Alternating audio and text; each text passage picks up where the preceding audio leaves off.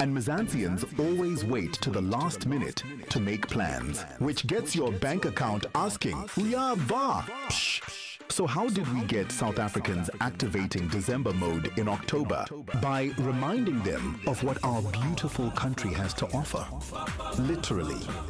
Since last year, December, there are plenty of the lions around Attonville. Through the use of CGI, we put a lion on Nelson Mandela Bridge.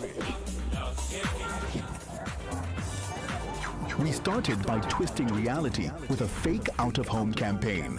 It blew up on social media with people questioning their reality, some wondering if it was safe to go outside, others wondering if they should get down to the bridge to see a real lion. TikTok was the standout platform, with the video achieving 9 million views. Okay. Well, let's start by debunking that part. Yes, we are responsible. It was not real. We turned viral curiosity into a call to action to see an actual lion in the places they belong, like Pilanesberg and Kruger National Park. It was so good that even other brands jumped on the bandwagon.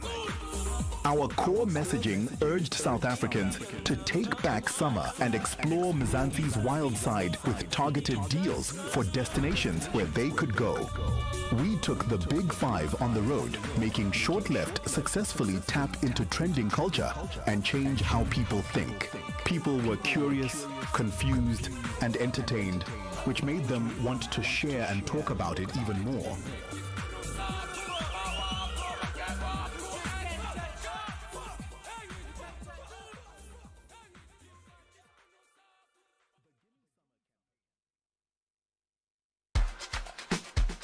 South African tourism has been there from day one, but they want the people's day one when it comes to finding a perfect shot left.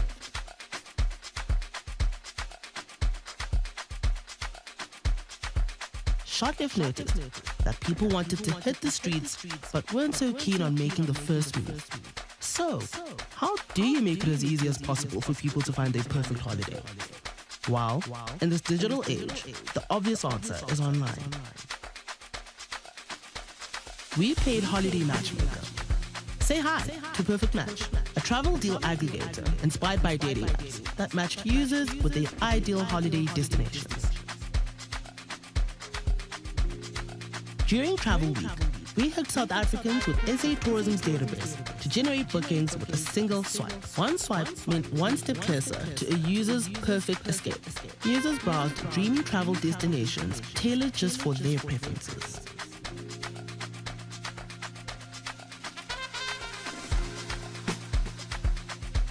People started swiping right away, with over 3,500 active users every 30 minutes in the first 2 days. And then they got chatted, and more chatted, and some more chatted. One of those, no, you hang up first situations, with an average of 6 interactions per session, got into TikTok's top 5 brand effects that week. Over the 7-day campaign, we also racked up an impressive 3.6 million views. Then, it went even further, with 13% of users taking the next step and hitting that book now button. This resulted in a 44% increase in booking inquiries compared to the previous year's Travel Week. The perfect match made travel dreams hit different. Love for travel? Yeah, it's giving everywhere.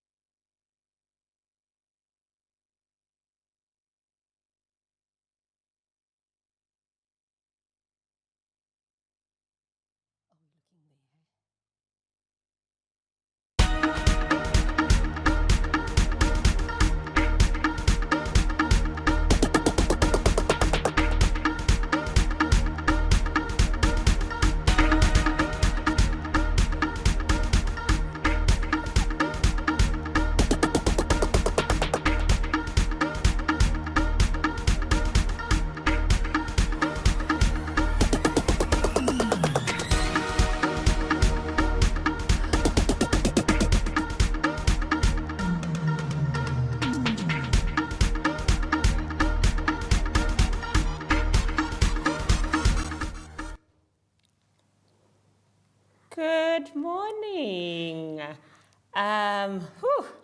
Good It's morning. a cold day, but thank goodness it's a very warm studio that we're in. Good morning to everyone. Welcome to the Travel Week webinar. Oh my word, Mel, how many times have we done this? Oh, I think this is number 6 that we're on. Number 6. And it's been amazing. It's been absolutely amazing. The response is phenomenal.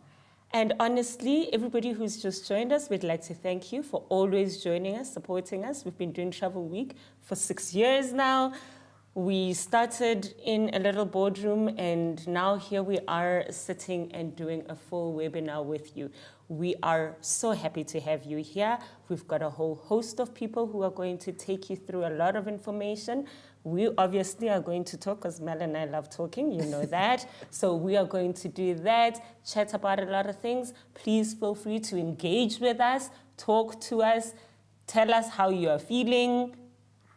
I'll tell you how I'm feeling. I'm slightly sore, but yeah. Right now, too happy to be with you to feel slightly sore. Mel, how are you doing? No, I'm good. I'm very excited. I'm looking forward to all the content we have today to share. And I'm especially excited about almost 800 of you have joined us this morning. So well done, and thank you. All right. Shall we Let's rock get and started. roll? Yeah. All right. So before we do start, as most of the people have met us, my name is Sho't. I'm head of domestic tourism for South African tourism. And I'm Melanie Lalou, and I'm trade relations manager for the domestic marketing team at SA Tourism. So we've got a full team at South African Tourism that actually manages everything that has to do with Sho't Left. So with us, yes, well, with me right now, I've got Melanie who does the trade relations, but we've got a marketing team. We've got, Mel has support within the team also. We've got activations and partnerships. So it's a couple of people that actually look after every single part that we do that is Sho't Left. So if at any point in time you want to reach out to us, I just need to, I'm going to state it a couple of times so that you are aware. We are absolutely available on Sho't Left at southafrica.net. That's right. Perfect.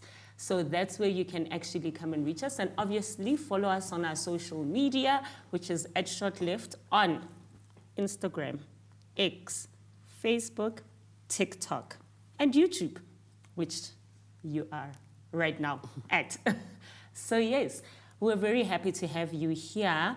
To give you context of why we're actually here, as South African Tourism, we have a team called the Domestic Tourism Team, which is the South Africa Hub, technically speaking.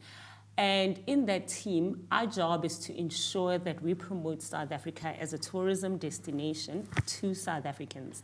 We, as you can imagine, cannot do it without you. So we are here, Mel and I, to encourage you to please assist us in order for us to showcase this beautiful destination of ours to the country and make sure that we sell South Africa better. Mel? Give South Africans as much as possible so that they can choose their holiday destination within South Africa. Yeah, and what we push is we push affordability and we push accessibility. Hence, we are here today because Travel Week is all about affordability and accessibility. As part of the work that we do, we run quite a lot of research, and you will see as part of our panelists the kind of research that we run. So when we decide what we're doing, where we're doing it, and why we're doing it, it is fully based on the research that we do. I also need to emphasize that throughout the year, we are always on. So if you look at any of our digital platforms, we are always on no matter what. But we do run 3 main campaigns and 2 kind of, you know, those ones you dribble nyana under, those ones, 2 campaigns. So we start, we run the whole year. So I'm going to start in January, just as a girl. No, I can't start in January because January comes from December. So I'm going to start in February, where we run a month of love, where we usually talk about how experiences are better than gifts. To the ladies out there, I thoroughly apologize. I'm not saying they should not buy you gifts. I'm just saying experiences are better than gifts. But a gift is not a bad idea either, so maybe put both. Then we get into our Easter campaign, and our Easter campaign really showcases how you should not sit at home and cook and clean and have 75 family members in your house while you have to look after them. Rather go out there and experience Easter differently in a location that is well suited for you. Once we think we have taken a breather, we get into Travel Week, which is where we are right now. And Travel Week is our Black Friday, as we call it, of travel, where if you book in a particular week, and this year it is? The 8th to the 14th of September. So yes, 8 to 14 September is the booking period, and I have to emphasize this, and Mel will emphasize it again. It's the booking period, it's not the travel period.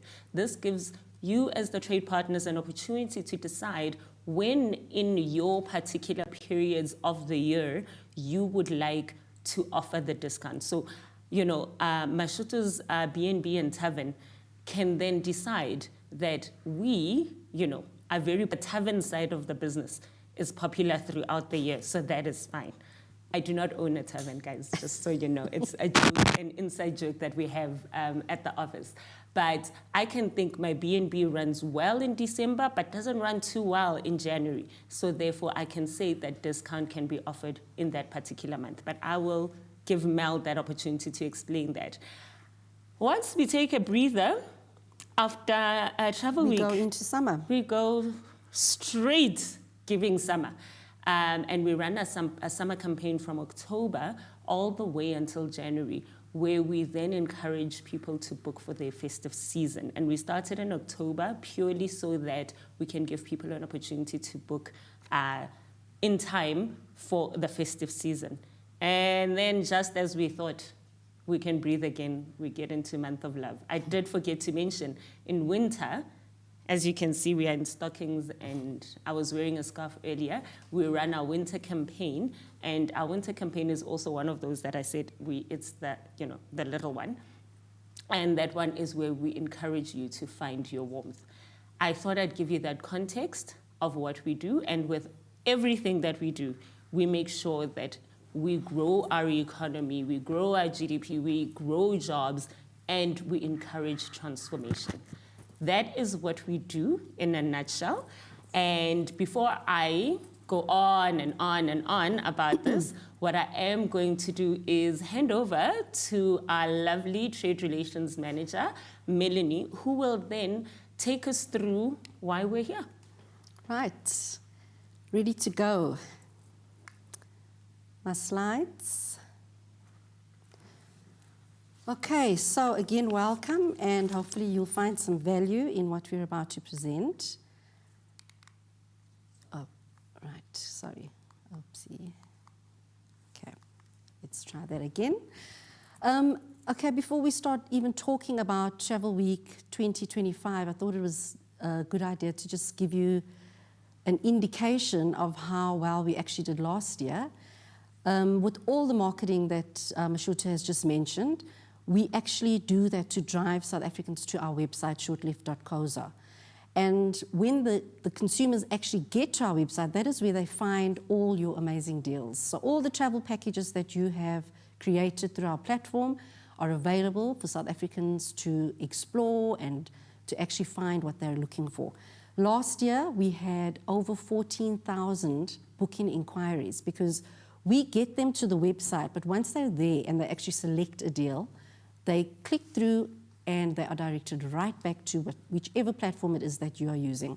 So last year we had over 14,000 redirects to your platforms, and we can only hope that you guys were actually there to see the conversion happen and that you did what you needed to do, because we can only market. The conversion is entirely up to you. So it would be a shame to see that many potential bookings actually not be converted. I mean, this is where the effort really needs to come in.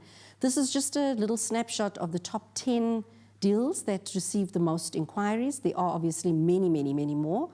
But yeah, imagine getting 4,071 booking inquiries. I mean, that's phenomenal.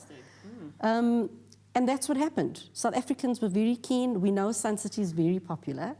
So it really features at number one every single year. But that's not to say that they are not looking for other places to visit and activities to enjoy and experiences. So that's what that looks like. And hopefully this year we'll see that number grow. Going too fast here. What's happening? Okay, so this is what the year looks like now in terms of Travel Week campaign. From July to September, we had, at this particular webinar, we had over 550 people attending.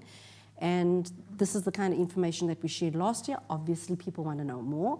And we really hope that what we do in terms of the content and the panelists we bring you helps you prepare and really get ready for what it is you want to provide during Travel Week. So this year, we started talking to you now at the beginning of July. You would have received some mailers. If you haven't received any of our mailers, that means you're not on the mailing list. So you need to email us at shortleft@southafrica.net, and let's get you on the mailing list so you don't miss out. We started with our invitation mailers to this particular webinar. We also went on social media. We had some stakeholder engagement, and we've actually had a phenomenal result due to all the support that we've received. This morning, we have almost 800 people that registered. I'm hoping as many are actually sitting and have joined us this morning, but that number is absolutely great. It just shows us the demand for the information, which we'll continue to provide as long as we can, which is here at our webinar, live streaming. And then our Travel Week awareness campaign will also kick off in the next week or two.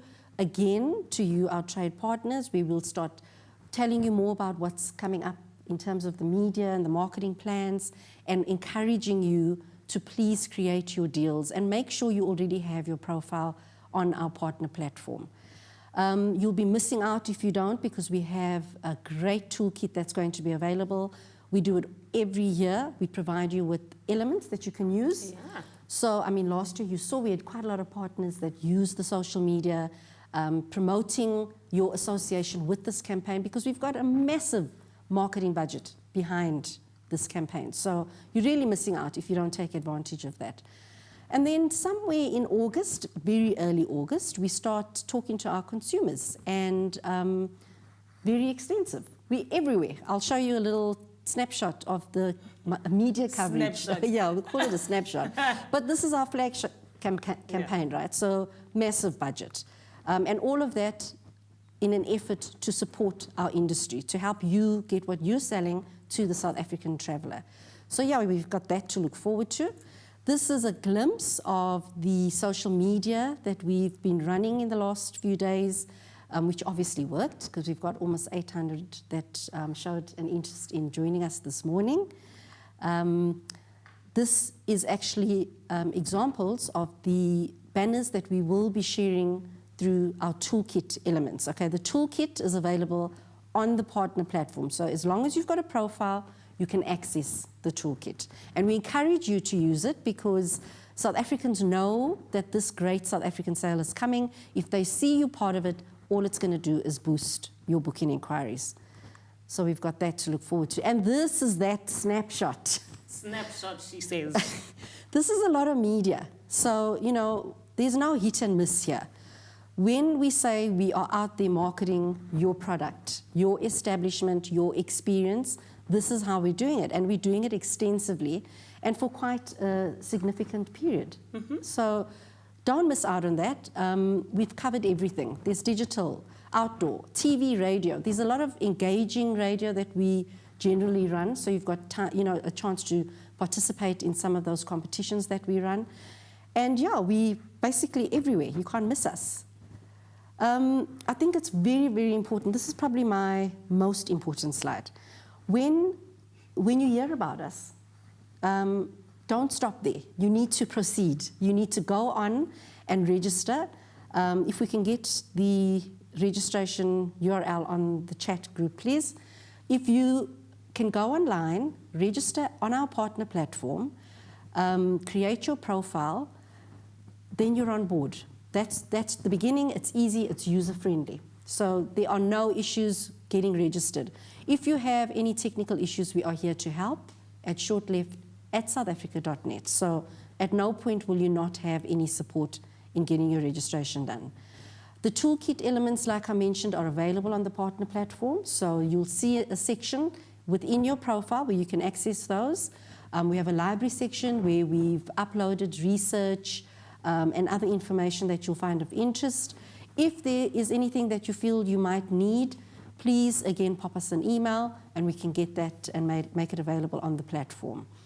When you have created your deal, so we started registration, you've created your profile, now you move on and you create your product and your deals, right? So you've created everything, all the necessary information is going to now be available to the South African traveller. The fields are there to complete all the information. It's very user-friendly, like I mentioned. You proceed, you put in all your information, make sure you include things like price and the actual type of pricing that you have, per person, per room, per night, whatever it is. Your physical location, because that is useful if someone is searching for deals using our map on the website. So you need to ensure that that information is there. Once all your information is ready, remember you also got to put in some images, some great images sells your deals. So put in as much as you can about the area. It doesn't just have to be about your establishment, or what your product is. You add those, but also include something that shows what a beautiful surrounding you have when we visit. And then, very important, we cannot display posters. So you can include your posters if there's a specific thing you want to say in that poster, but that will be available once we have clicked on your deal, because then you have a carousel of images available. But for the purpose of getting your deal promoted on our homepage, we need just a clear, nice image. So please make note of that. Once you've submitted your deal, it arrives on the back end to the team. And if everything is in order, we approve it. If we feel we need more images, or if there's some information that's not been made available, we encourage you to use your website URL for booking purposes so that your visitors can be directed straight to where the deal is. If you're only on email, that's fine. We should be adding a WhatsApp booking inquiry at some point, so that will hopefully happen soon. And then you submit, we approve, and you go live. So once you've submitted, like I said, if there's anything that needs to be changed, we'll send you a review, a very clear, simple indication of what is required, and then you will resubmit. Once you've resubmitted, we will then approve it. So it's a very simple process, and we need to encourage you. We need to encourage you to get on board so you don't miss out on these great opportunities. And then, just like Sho't mentioned, it's not just about Travel Week. Travel Week's amazing. It's amazing. It's an opportunity to get those really good discounted deals out there. South Africans love discounts. Okay, we've seen it. We've seen over 14,000. We all do. We all do. That's who we are. Over 14,000 booking inquiries was based on the discounts, very much based on the discounts. So we encourage you to get on board, get those discounts in. It doesn't mean you can't sell your regular packages and your basic deals that you have throughout the year. There's an opportunity all year round to get promoted through our Sho't Left campaign. So it doesn't stop at Travel Week. It certainly continues throughout the year.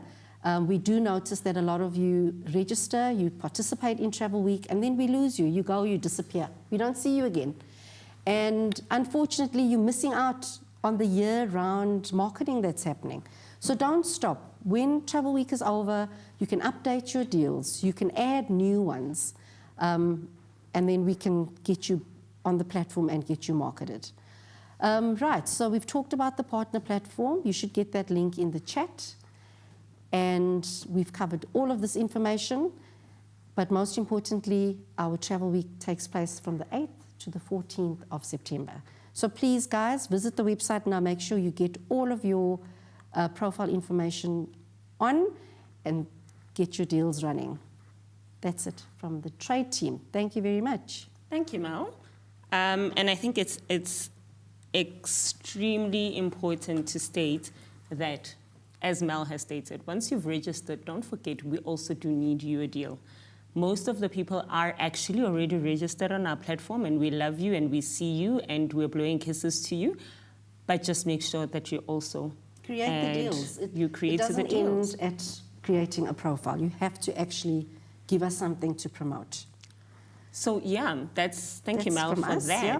I think it's important also, you know, you and I can talk forever and ever about how great we are, but and sometimes we know we're not that great. So we do encourage you to please add any questions, any comments on the chat, so that we can ensure that we answer anything that you have. This is the platform that we've created for just that. But because, you know, I love hearing my own voice, maybe let's hear a voice from a trade partner on how they've worked with us. Great.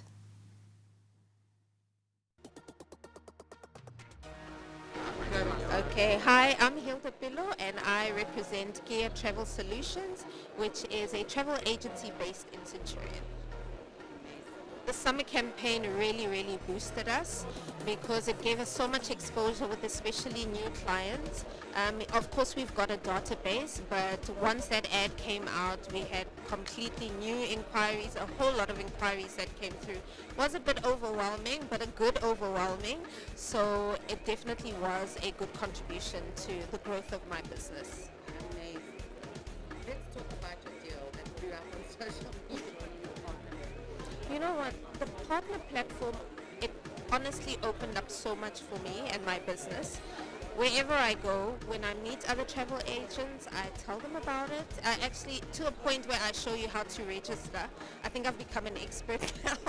So, you know, it really does boost numbers and it brings in traffic in regards to inquiries, etc. And of course, you're exploring our beautiful country. So why not put up your packages on there, let people experience this, because that's what we want to do at the end of the day. Last question. You got this right.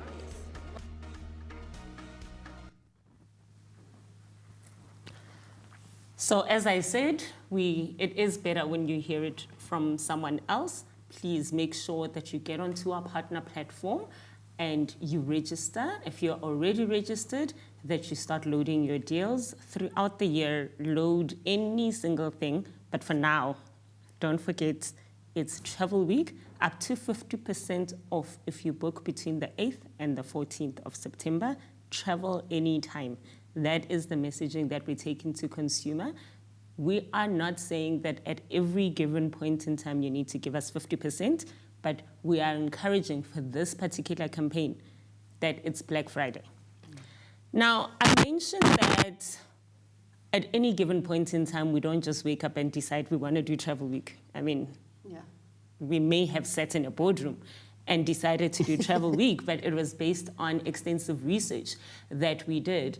Now, I would like someone else to tell you about the research. He is way smarter than me. He understands the research exceptionally well. He does our research. He provides us with our research. His name is Vongani Sambo from South African Tourism. And Vongani will take us through the kind of research that we look at when we decide and engage on the work that we're going to do for Sho't Left. So should I find Vongani or will he just, like Chris Brown, come flying in?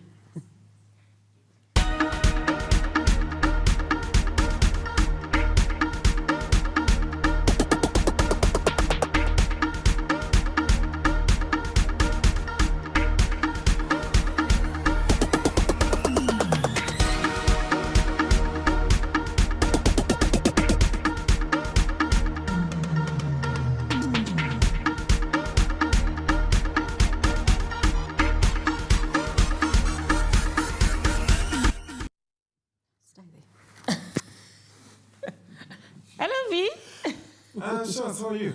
He cut his hair. I'm telling you, I'm feeling very special today. How are you doing? I'm good, thanks. How are you? I'm good. I was just saying to everybody that I generally do not enjoy saying this, but you are smarter than me. So please show them just how much smarter than me you are. Right. And you know, the interesting part about this is that Shots used to do this before I even joined the organization, before she moved over to Sho't Left. Good morning, Shots. Good morning, Mel. And good morning to everyone who's joining us online. So I'm just going to take you through some research which we do. So at SAT, we are an insight led organization. That's what we say. And in that, we do not just wake up and decide that we want to do something, but we invest heavily in research, so that we know what the people are saying and where we need to now shape the direction of the things that we have to do. So what I'm going to do today, I'm not going to make it too number heavy. I'm going to show a bit of numbers. And after I've shown the numbers, what I will then do, I will then just zoom into some segments which I believe are very important for trade to understand, because now that speaks to understanding the domestic tourism market, so that if they put a package together for someone, say maybe they're targeting someone who predominantly goes out and visits family and friends, to understand what kind of a consumer that person is, or if someone who visits mostly for holiday and all those things. And so I'm going to sit on that, and then I'm going to then go in and bring in what are some of the comments that basically come through, particularly because last year after we concluded Travel Week, which is something which we do every year, we went out and we rolled a Travel Week survey, which then also gives us feedback from consumers themselves and, of course, trade, which then helps us understand what we need to improve with the next Travel Week and all that. So let's have a look at what the numbers tell us, right, in terms of domestic tourism, right? So we've got what we call overnight trips, we've got what we call day trips. So for everyone to understand, overnight trips means when I go out on a trip, I would stay for at least a night at a particular place. And when we talk about day trips, it then means that I just go for a day and then commute back to my place of residence, right? And coming out of the pandemic, what we saw in terms of overnight trips, we saw that there was almost a trajectory which then had a rapid increase in how people were traveling. So it shot up, it's like now we're coming out of the pandemic, we are now going to travel. The trend in terms of domestic travel increasing, we still see it. But what we then see now, it's almost as though there's some sort of diminishing effect where it's no longer as rapid as it was. Yes, it's still growing year on year, but it's no longer as rapid as it used to be or what it was in 2019, right? Which, when you even take how domestic travel is going globally in different destinations, it's almost like there's that similar pattern where it's not as rapid as it is. But all in all, domestic travel is still increasing. When we closed off 2024, we closed off at about just over 40 million trips which were undertaken domestically, which is still good. And if you look at the different kind of matrices that we measure in terms of overnight spend, right? That is how much people spend when they go on an overnight trip. It increased by about 12.4%, which it went about to about 136 billion rands. And if you look at the average spend as well, people are spending more on average. They're spending just above 3,000 rands, which went up about 6%. If you look at the actual bed nights, that is the number, when we count the number of bed nights that they spend in a particular place, right? It went about to about 155 million, which is about a 16% increase. And you look at the length of stay, meaning that now they stay a little bit longer than they did in the previous period. It went about just under 10% to about 3.9. Now, if you continue to look at the picture in terms of what do they travel predominantly for, VFR and holiday still remains the main reason why they travel. And about 40.5% travel for VFR and about 30.5% travel for holiday. And of course, there are other reasons which people travel for, but the bulk, which if you look at it, it's about 70%, right? VFR and holiday is the bulk of what people then travel for. And then the other 30% gets split into different things, be it medical, be it religious, be it business travel and all those things. Now, if you look at where do our trips originate from and where do people go to, right? So predominantly our trips originate from KwaZulu-Natal, Gauteng, and Limpopo. And the most visited destination, again, it's KwaZulu-Natal, Gauteng, and Limpopo. Now, if you sit a bit on that picture, the most interesting thing is that if you had looked at this very same picture last year in terms of where the trips originate and where the people go, the same picture last year would have brought in Eastern Cape as opposed to a KwaZulu-Natal, which is trips would have been Eastern Cape, Gauteng and Limpopo, destination, Eastern Cape, Gauteng, and Limpopo being the top 3. You come back to 2024, it changes. If you go back historically and then you try to check the pattern, you will notice that historically it used to be KwaZulu-Natal, Gauteng, and Limpopo. But going into the pandemic, the picture slightly changed. But now it almost seems as though the picture is re-engineering back to what it was prior to the pandemic. So things are shifting back to what they were. So now your Eastern Cape will come down to being a number 4 after KwaZulu-Natal, Gauteng, and Limpopo. Now there's this thing that we do, which we say it's a brand tracker when we track our brand performance, the domestic brand performance, particularly for holiday travel, right? To see if we want to push people to travel for holiday. There are matrices that we basically look at.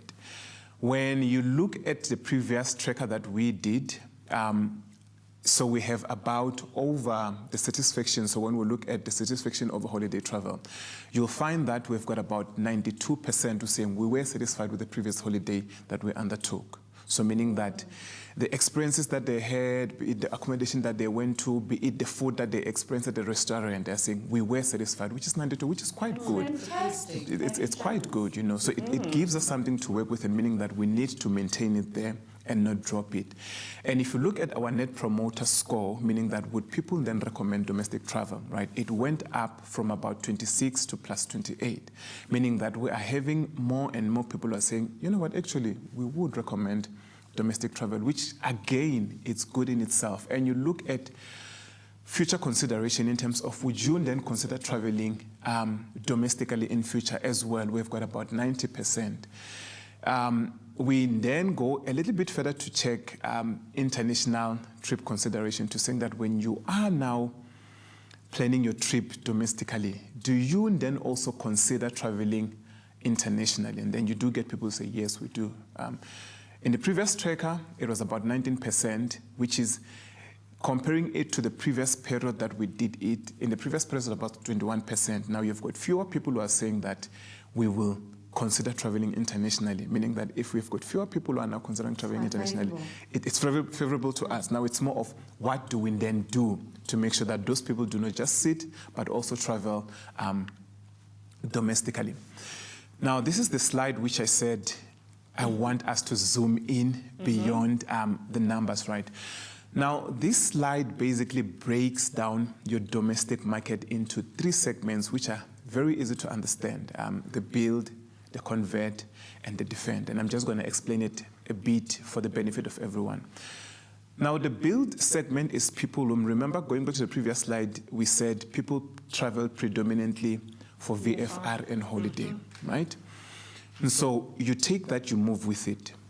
The build component, it's predominantly they travel for VFR, not much holiday. And so you know that this group will go for VFR any day, anytime. Their friends and relatives are very important to them. They are very important to them. So if you think, okay, it's December, where do I go? I'm going home. I'm going to see Bongai. Yes. Okay. That's that group.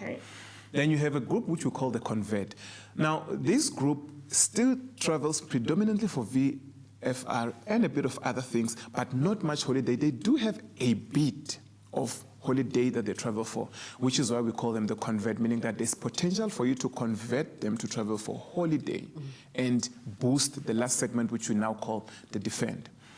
The defend is, you know, they travel for holiday. No questions about it. They are holiday travelers, which is what we track the most when we do our brand tracker for holiday travel, to say how many people are we getting to travel in that specific segment, because we know that in most cases, people who travel for VFR will not see much attractions, especially if they're just going home. They're just going to go home. And if they do, it's just going to be 1 or 2. But the holiday ones, in terms of them spreading around and seeing attractions, are the ones which you know would then go around that, right? Now, each of these segments has a certain association. And I'll give you an example. If you look at the build component, right, which is those who travel for VFR, you'll notice that these are like a tech-savvy segment. They're status conscious, you know, they're very conscious about their being, you know, and that helps you understand that, okay, fine, if these people are tech savvy and they're status conscious, how do I approach them? How do I then package deals for them so that they're able to go for those things? Now, if you contrast them with the defend, you see the defender actually, they are more of planners.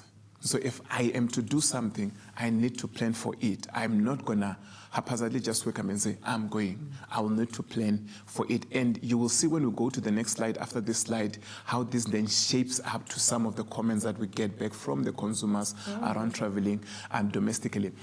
They all also have some sort of personality attributes, performance attributes, which is if I go to a place, I want this place to be a certain way. Again, if you look at maybe, let's say, we take the defend, they are very particular about their accommodation, where I'm going to stay. Because these people are going to travel for holiday, most likely not going to stay with family and friends. And you would expect that if they think accommodation is very important for them, so how it looks and all those things become very important to them. Now, if you track these segments and you see the proportion of household income which they spend, the build component actually spends more of the household income on recreational activities, right? And if you look holistically, not just holiday travel, but anything recreational, they spend more. If you go to convert, they would go to about 18%. You go to defend, they'll go to about 20%. When you move to and you ask them, but what proportion of your household income do you spend on holiday travel, right? Then you are left with two groups, because you know the first group, it's VFR, so you won't have much holiday. Then you notice that it shrinks down. So they spend about, the convert would say I'll spend about 5.8%. And you look at the defend, I'll spend about 6% of my household income on holiday. And then already it tells you that these people already set aside a certain amount for holiday travel. And so when you begin to think, okay, fine, in all these packagings that I do, because if you move on to the other side in terms of you look at barriers and all those things of travel, right? You then notice that one of the things that come out is other high priority expenses. So meaning that if I am to travel domestically, I will then have to sit and think, do I have other higher priority expenses which will then affect how? Like that fridge I've been looking at for a very long time. You know, so it comes up, you know, it comes up in that. And if you then go and you then try to see where do they go and search information, the interesting part is that all these segments have got a particular way of searching for, which is pretty much the same, you know. Social networking still is top. They are there in all the segments, followed by TV channels, and then there would be other travel supplies, be it I'm getting it from a tour agent and all those things, you know. But so they can be searching online, but some of them are booking with agents. Yes. So it's where they search. So it's, if I need information, where do I get it? First thing which I'm going to go to is social networking. Like all the social networking's there, you know. Then followed up by a bit of TV channels, then other travel supplies which are there. Now, I want us to go to a slide which then, we've looked at the segments, right? We've looked at how domestic travel has been doing. I've already mentioned that when we conclude travel week every year, what we then do is that we go out, we launch a survey which then goes out to try to track. And so if you look at the comments that came up or the input from the consumers, this is particularly their consumers, to saying that we want to get a feel from the consumers as to what matters to them. So what do South Africans want, you know, which are key insights that would shape the domestic travel, right? Affordability has come up as one of the top things which they have mentioned, you know, to saying that, look, we want affordable travel options. And underpinning that was comments which came out to saying that in most of the deals that come out and in most of the packages that come out, it's almost as though you price for a local the same way you price for an international traveler, which is a problem for them to think that, but why am I paying the same and why are you benchmarking me the same as, and I'm a local? And this is where Travel Week was born from. It was because of, to address the affordability concern. So it's coming out to them. The second which comes out is it's around marketing and awareness. There is an appreciation of platforms such as Sho't Left platforms, which then consistently puts the marketing. But what they then come out and say, but we need more of this marketing. And underneath that, they even come out and say, we also need you to educate us. Yes, market for us, but also educate us so that we know that even as we consume these campaigns that are out there, we consume with knowledgeable things out there. So it's not just I'm seeing it, but I need to be educated around it. The other one is this desire for lesser known destinations. And it doesn't only come out in domestic travel, it comes out predominantly in travel. It gets to a point where people feel like they've explored the major places, but now they need the hidden gems, you know, where they can go and explore those kind of places, you know, and they're crying out for those. Tailored packagings.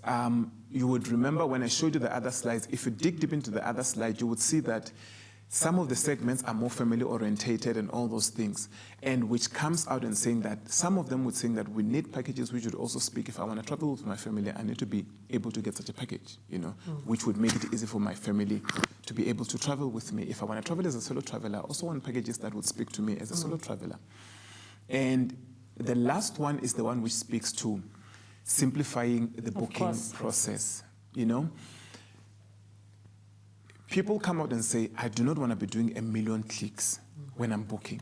You know, I want something which is accessible, which is easy for me to get there. I don't want to be doing click after click after click after click to get to a process. I want a very simplified process.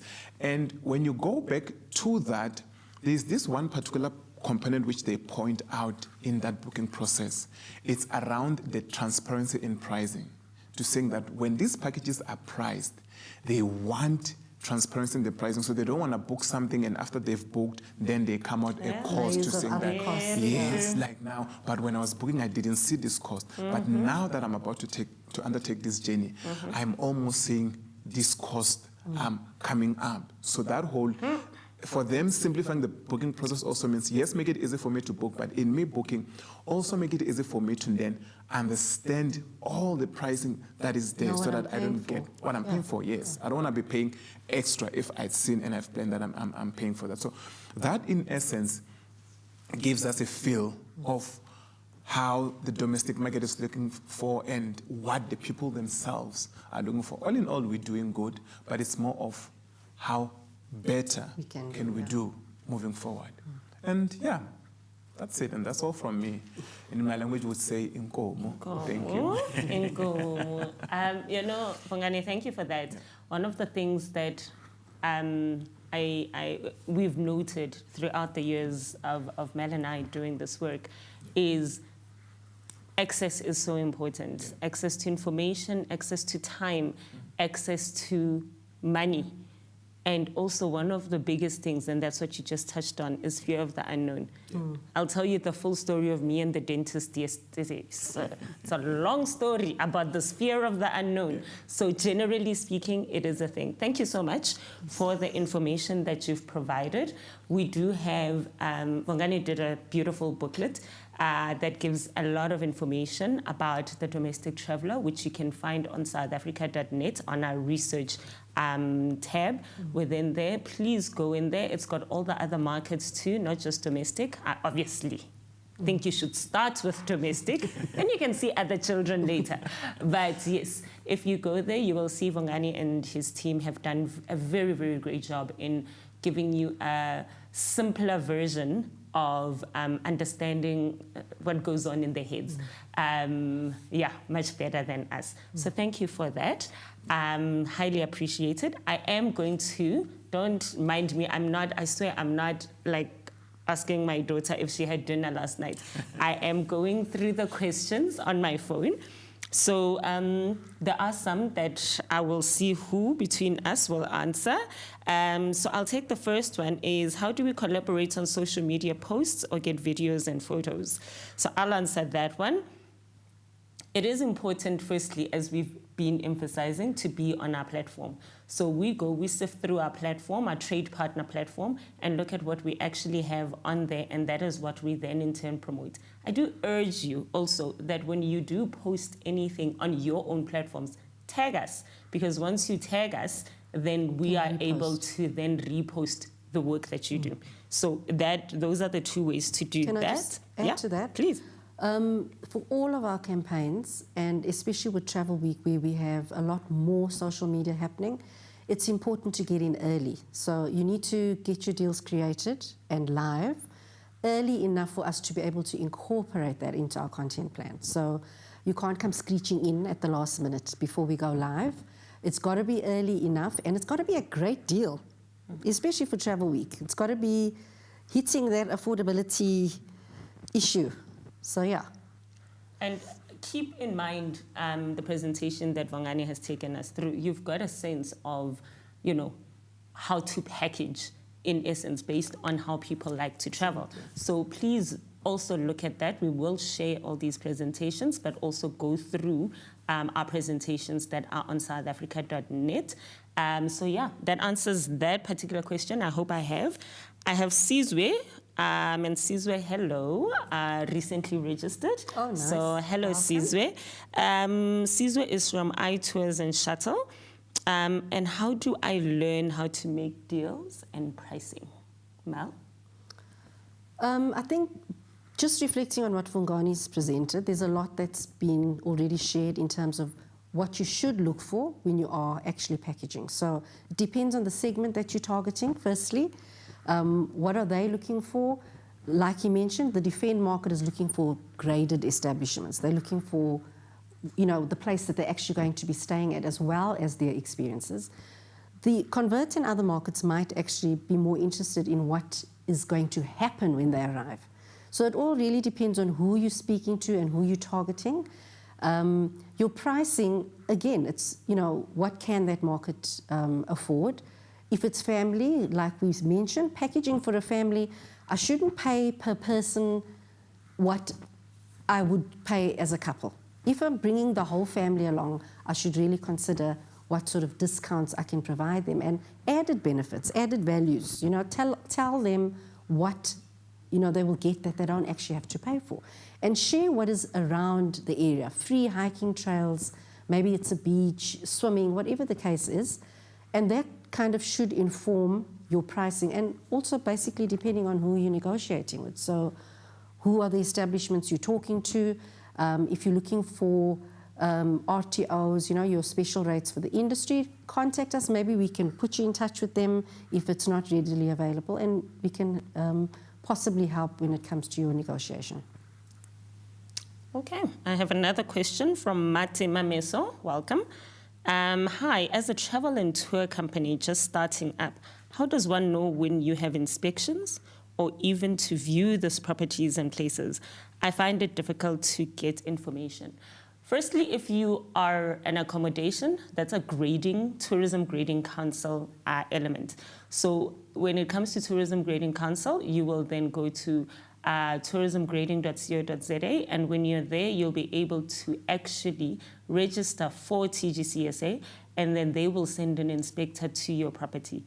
We, as we sit here, I'm happy to tell you, we will not inspect if you're a tour operator, but what we are going to actually look at is when you do register on our platform, we will look at the different elements that you have so that we make sure that you are well vetted. It helps to be part of an association, to be part of a grouping of sorts, because then that says that you are, you kind of understand the... Credible. Yeah, and exactly. You're credible, and you also have a good understanding of the world that is tourism. And I can understand how daunting it probably is if you are starting up and, you know, you're Mashuto's B&B and Tavern, and you're trying to figure out exactly how to do it. I also still urge you to contact us on shotleft@southafrica.net, and we will see how best to assist you further.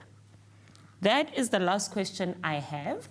So for now, I will say to V, I thank you quite kindly for assisting us, because I am going to, when I say welcome, it's kind of welcome, but introduce, that's the better word, the next speaker, who's Natalia Rosa. Natalia is not in studio with us today.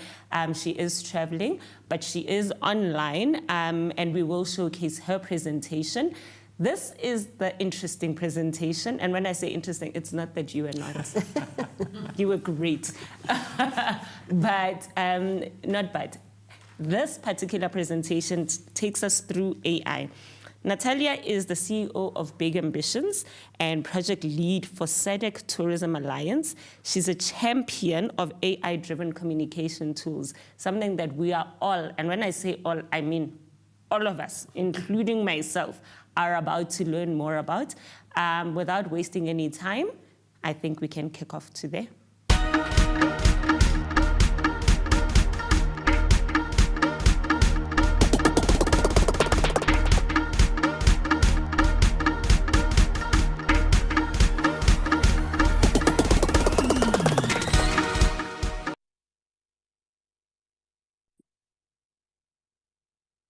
Right, let's talk about the smartest team member you've never had to hire. So let's be honest, AI does feel pretty overwhelming. I know you've been hearing a lot about it over the last couple of years, and it sounded very technical, very complicated, maybe a little bit scary. And some of you may have tried it and thought, well, this really is not for me. Others might have opened ChatGPT, typed something in, got a weird answer, and thought, ugh, this thing just really doesn't work. Or worse, the robots are coming. But here's the truth, guys. You do not need to be a technical genius to use generative AI. You just need to learn how to talk to it, because at the end of the day, it's just another tool like Microsoft Word or PowerPoint, etc. And like any tool, it works well or not, depending on how well you use it. And so that's what we're going to be looking at today. I'm going to help unlock how to use it better. But let's just strip it all the way back before we go there. What is generative AI?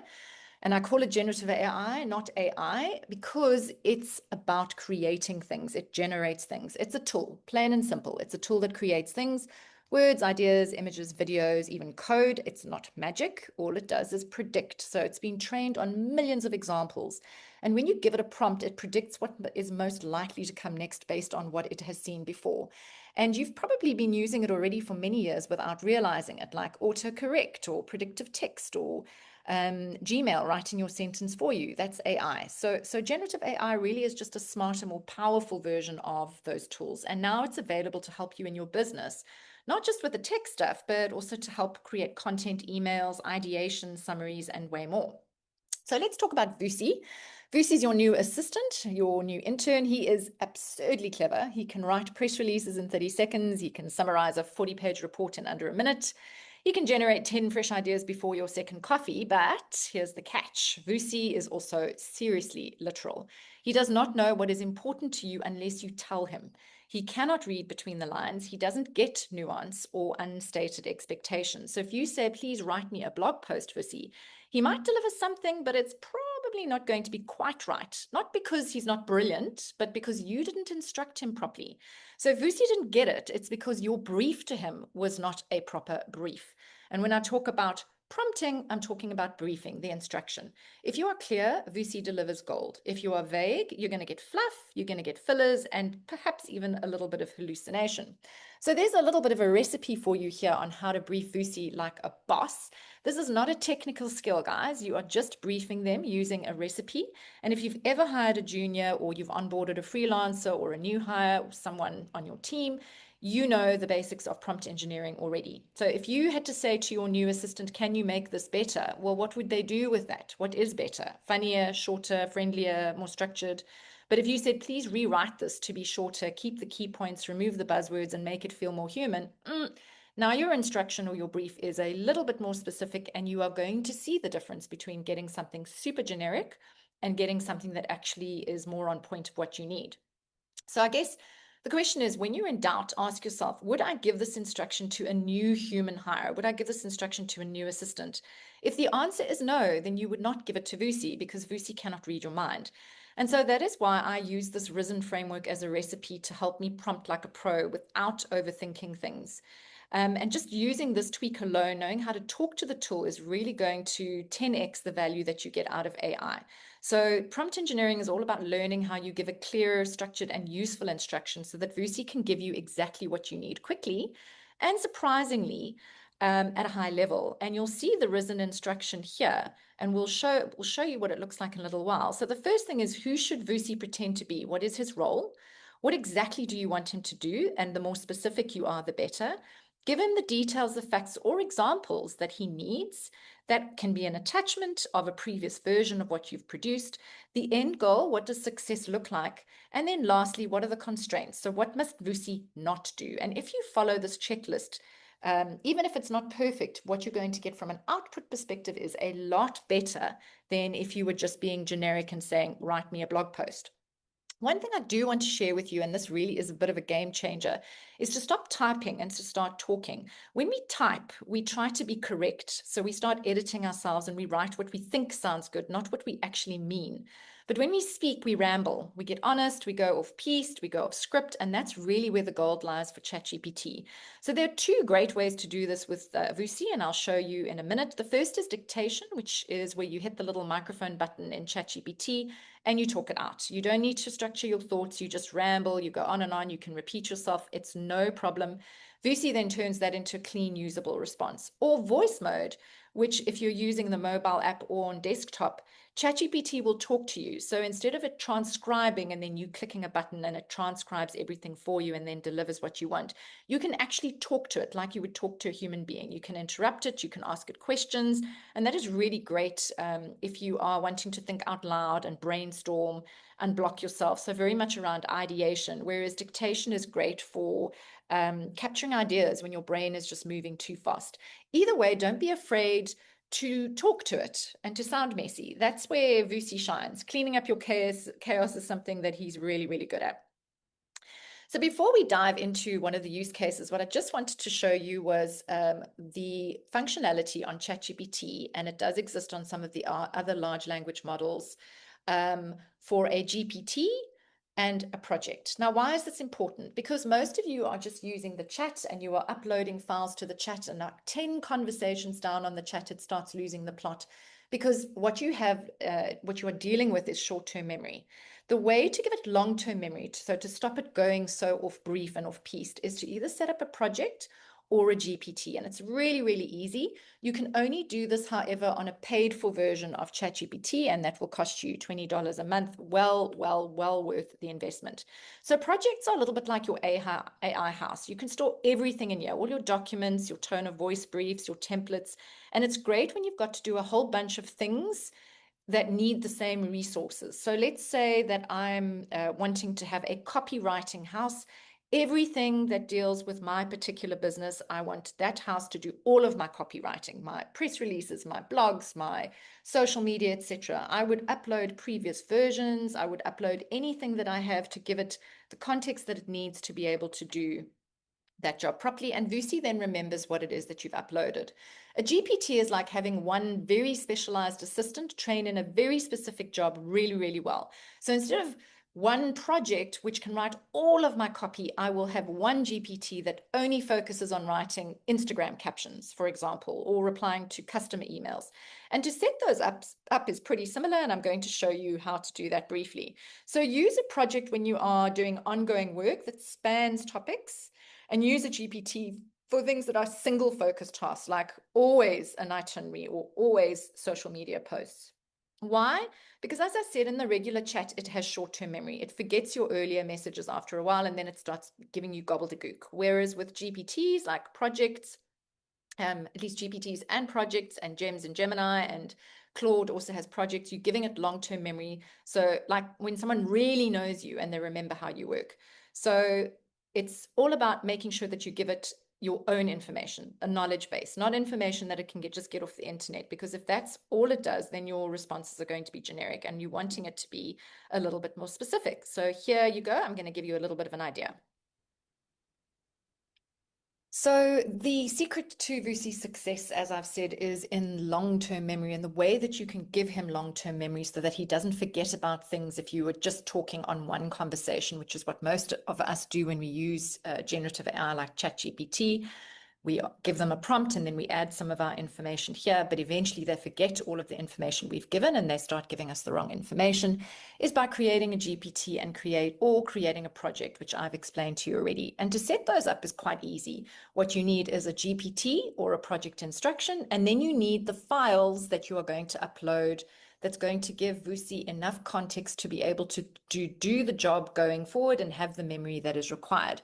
So to set up a GPT, you can see on the left-hand side here of the dashboard, we've got a GPT and we've got projects. So if I just click on GPTs, and I want to stress that with GPTs, if you're setting up GPTs, that you need to have a paid for license. You cannot set up currently a GPT in a free license, but in any case, the $20 that you pay a month for ChatGPT is so worth it if you are going to be using generative AI tools, because you don't get very far with the unpaid version and the quality is not great.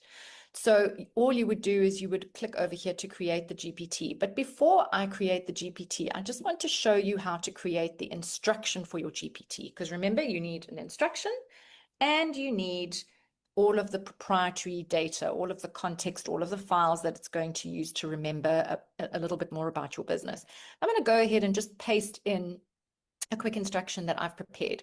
So and you can see the way I talk to it is a very human way. I'd like to help creating the instruction for an AI assistant that supports me with the writing, trade, communications in the tourism industry. And then I've given it a little bit of context. I need this assistant to help me. And I've written this, but really remember, I've said to you, power lies in you actually either dictating or also having a conversation with ChatGPT. If I wanted to, instead of actually typing this, I could click on this over here and I could start dictating what it is that I'm wanting out of ChatGPT. You can see there's the voice line already. And I said, I'd like some help with creating an instruction for a GPT that supports me with writing communications for my clients. I work for a tour operator that sells tailor-made packages to Southern and East Africa. And every month we send newsletters to our trade partners with product updates, booking incentives, and destination news. So I need this assistant to help me structure my newsletter, to come up with engaging subject lines, to write sections in our tone of voice, and to ensure that the messages are tailored to the travel trade and not to a general consumer. I normally write in British English. I want to use a confident and professional tone. I never want to use emojis. And what I'm going to do as part of the GPT is I'm going to upload examples of past newsletters, subject lines that worked really well, as well as some information about products that we offer and some of my website content.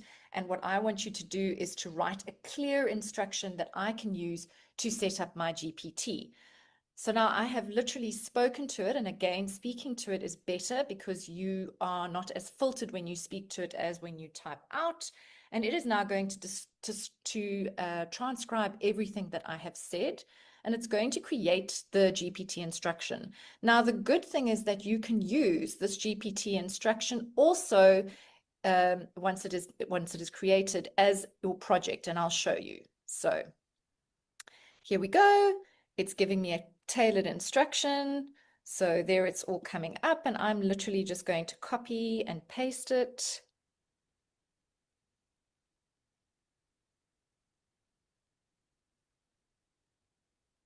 So either click there or click there.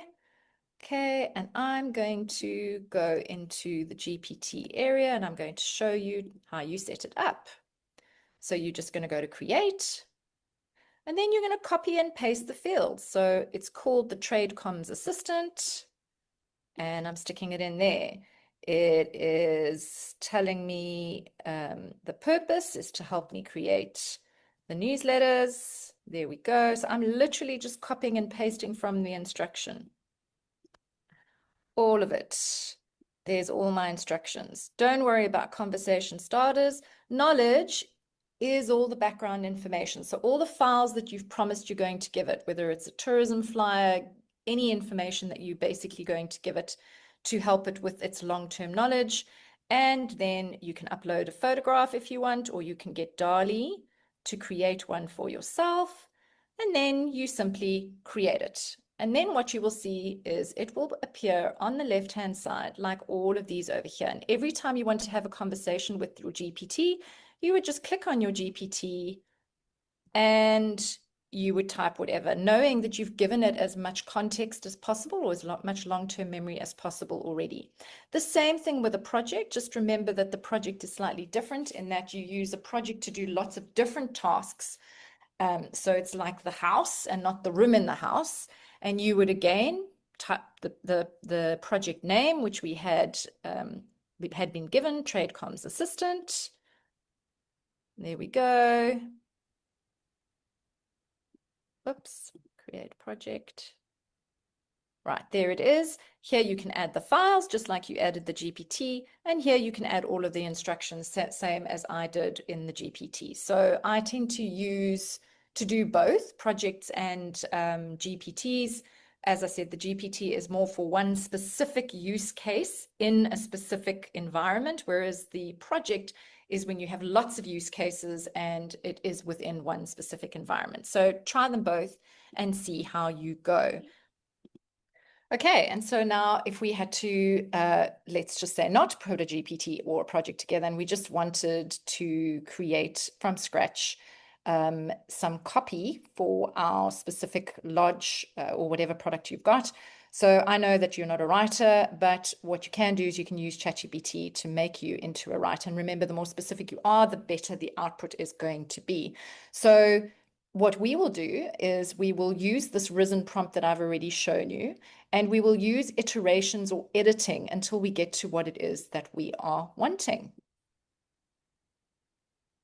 Okay, so I'm just going to show you one specific use case using the prompt for Vusi, and what I'm going to do is to ask it to help me create some content. So what I'm going to do is to just paste in a pre-prepared prompt here so that you can see the Risen framework. So you are giving it a role, you're telling it who it is, you're telling it instructions, what you want it to do. You're giving it as much context as possible. So a little bit of information about the actual guest house. You're asking it how. So you're saying keep the tone friendly, sincere, down to earth. You're giving it some limitations. You want no cliches. You want a British English, no emojis, for example. And what I'm going to do here is I'm going to just add some context. And context is always good because remember, it's not just about the clear instruction. It's about giving it examples and giving it as much information as possible. So I've just uploaded a local tourism office flyer. I've uploaded some copy from a flyer, and I've uploaded the website copy for my guest house so that it has enough information. Without this, what you're going to get is very generic, right? The more context you give it, the better the output. And you know, with that in mind, what we could also do is to say who the About Us blurb is for. So we could say the audience is for families. So please make sure that you are providing content that resonates with this audience, because it's all about the audience, right? So I'm going to click on that. And it's then going to generate a whole bunch of content for us. And you can then decide what you like, what you don't like, what you want to change. You can see here's just a really, really short about us. Let's say that we actually want it to be a little bit more, I don't know, personable. So maybe we say that we want to rewrite it so that it sounds more personal and reflective of the owner's journey, use person, we, etc. So it will then, again, being specific, change the content based on what it is that we have requested. Now, let's say it's just a little bit too long and I want it to be shortened somewhat. So I can say, please, could you shorten it to 80 words?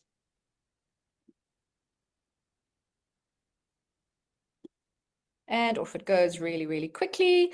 And because I've given it all the information, I could say, okay, well, actually, I'm really interested in some social media posts. Could you please write 3 social media posts aimed at families who like the outdoors and birding?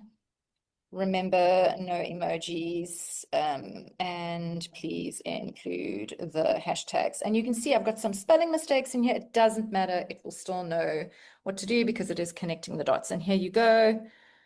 It's now creating those social media posts. Of course, you're going to amend it based on what you are wanting. Remember, the more context you provide, as in your own personal context, and the clearer the instruction, the better the output is going to be. The only reason you get generic out is because you are being generic with your input. Put in specifics and put in as much information as possible, and you will get an output that is specific.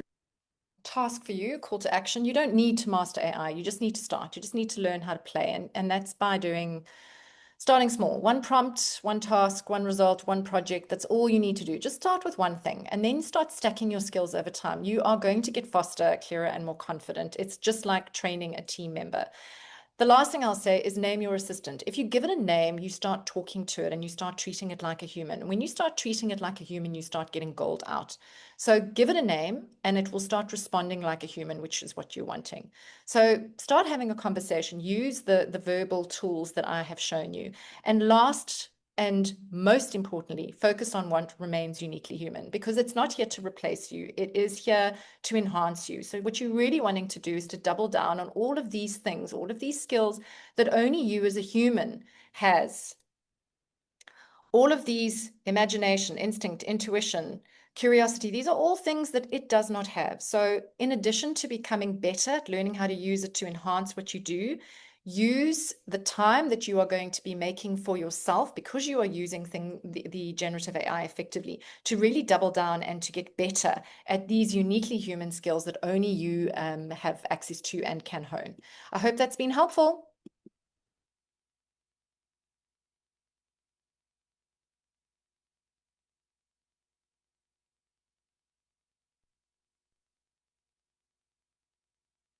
Sending that through. As I said, unfortunately, Natalia is not in the studio with us. What we would encourage you, if you've got questions and you're sitting with me on some, but wait, what did you say about this? You know, I'm going to name mine. I don't know, what am I going to name my AI? I'm going to name her, or maybe a him, Skumbuzo. Skumbuzo will be mine. That's my favorite name. All right, so if you do have any questions regarding that, please type them. We will make sure that Natalia does get them, and we will compile some answers to a number of the questions that we didn't actually get to go through today when we sent through our thank you for joining us. I do have a few other questions. One from, and if I'm butchering your name, I completely, truly apologize, Richase Motaung, who says, how can we improve in terms of exposing hidden gems in underperforming provinces? So, Mr. or Mrs. Motaung, or Miss, or what up? Richase, the one thing that we do is work exceptionally well with the provinces. And what we do with the provinces is try to get them to assist us to showcase the parts that are that require a bit more love than all the other areas, which mainly is the hidden gems. As an example, for this particular webinar, we actually worked with the provinces to make sure that we encourage as many people to join so that we can take you through the platforms that we actually have. Throughout the year, that's the work that we do, because in order for us to make sure that we promote efficiently and effectively, then we have to have all the product. And as you can imagine, because we're a national body, we rely very much on our local tourism association, our authorities rather, and our provincial authorities, and quite a number of our associations that we work with, in order to assist us to reach out to all the product, including the hidden gems in the different areas. And whether it's well-performing provinces or underperforming provinces, I have to emphasize that, you know, all provinces are equal. That's the first thing. We just need to, as the different products within the different provinces, also put in a lot more effort to ensure that we are sellable to the consumer based on the insights that Vongani has actually showed us. If you need assistance on how to better position yourself or market yourself, please, as I said, shotleft@southafrica.net. And if there's a group of you, maybe like 20 of you or so, that would like a workshop with us where we take you in a bit more detail than today, then that we can do so that we can help you to position yourself a bit better. Sorry, my phone now. Just decided that's enough now. And that's the same for the backpackers, which is a question from IROX Content Studio. Tips on backpackers campaigns or stats that can assist with marketing such. You will see if you look at the stats that, as I mentioned, if you look at the stats that Vongani has on our southafrica.net page, you will see exactly where backpackers fit into the accommodation space. In terms of marketing specifically for backpackers, we don't do specific marketing, we market throughout, but you will also see that we've got, I don't know how well you can see the many images that we have at the back. We've got an image bank where you can access different images, and we do have images of backpackers, which you can use because we have rights for you to use those images where you can then promote your backpacker. And as I said, if you are promoting yourself and you tag us, then you give us a better opportunity for us to actually then market you on our particular platforms. Now, there are 3 questions, but I'm gonna put them in one. They are, how long does one's offer take to go live? So if I've put in, and basically it's about 3 questions asked differently, but it's the same thing. If I put in my offer on the platform, how long does it take to go live? I think one of the people said it took 2 weeks and still has, it doesn't show. Okay. Firstly, we make every effort to ensure that every submitted deal is approved within 48 to 72 hours. As of last night, there was no deals waiting to be approved. So I do a regular check. I've got the team behind me as well that's checking constantly. The problem we have, which I mentioned earlier, are those deals that have been reviewed.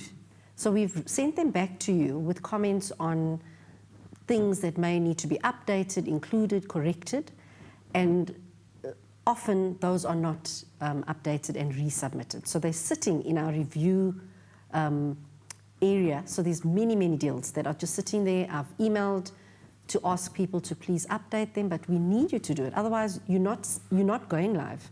If you don't update the deal, it cannot go live because it has to be then approved again with your updates. So chances are it's been sitting there because there isn't anything waiting at the moment. And happy to help. Just email us and flag it. You shouldn't wait for 2 weeks. If it's 3 days, we need you to contact us so that we can make sure your deal goes live. Yeah, and I think I've reiterated the number of times on how you can contact us on shotleft@southafrica.net so that we can ensure we assist you effectively.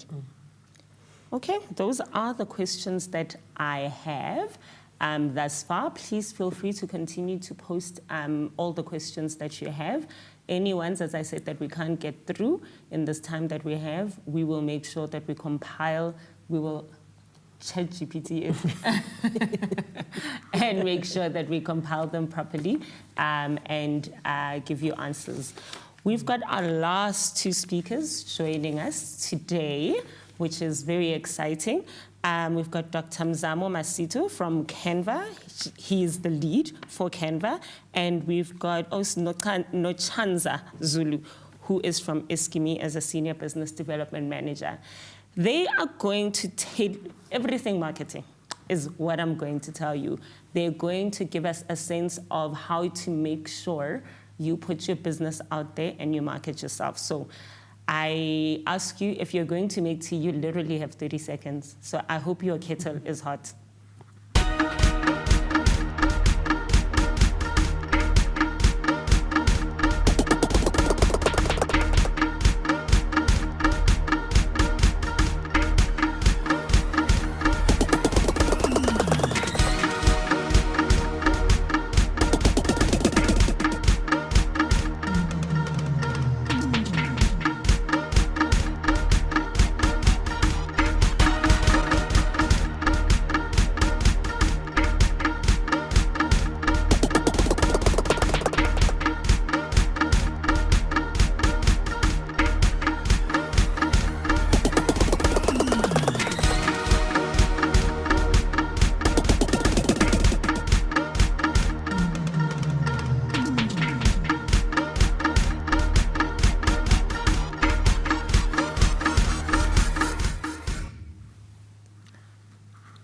Hello. We've got people. It was lonely. It got so lonely. So lonely. We see each other every day. We're good.